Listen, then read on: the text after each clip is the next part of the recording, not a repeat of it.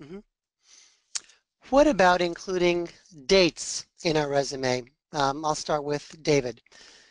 Older workers don't necessarily want everyone to know early on in the process that they've been around a while.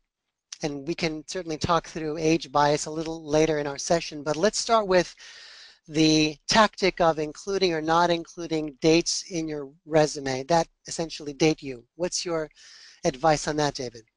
Well, I do like what Harry had mentioned earlier about early career citations being put into a category of something along the lines of that heading, early career experiences, where the dating of those is much less important than what you might have done in the last 15 to 20 years.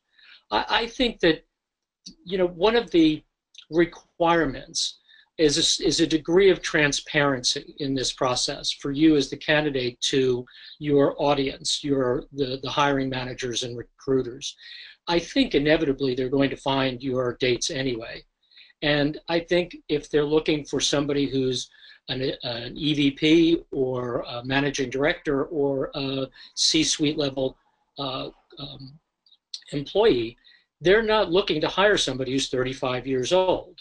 You can't have this convergence of all of the years of experience that you bring to this, as well as a kind of a youthful vigor, if you're not the age and have had the experiences that you've had. So I simply think that it's owning what you have. And so my inclination is to recommend putting dates on resumes. Mhm. Harriet or Don, any different perspective on that one? I would just say be consistent with your approach. If you're concerned about age, as an example, I was speaking with a woman yesterday who said that very thing. I'm 55 years old. I'm very concerned about age on my resume. And so her way of dealing with that was to leave off her graduation years from college, from her degrees, which obviously someone can find out easy enough if they so choose to do so. But the funny thing about that, having said that, go back to the top again, which is that positioning piece of the resume. She had an AOL email address, number one. And secondarily, you guys are laughing, in her value proposition, her opening paragraph summary, it said 25 years plus of experience, da-da-da-da-da-da.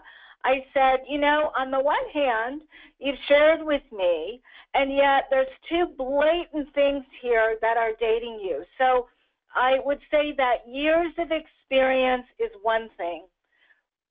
Presenting yourself as being out of date or lacking a contemporary feel is a whole different story that can impact your strategy. Mhm. And the word seasoned often gets used. It's one of my least favorite words because either the candidate is rubbing garlic in their skin every morning, or they're telling the reader right from the get-go that they're much older than what they assume the company is looking for. So be careful about the language you choose as well. Good advice.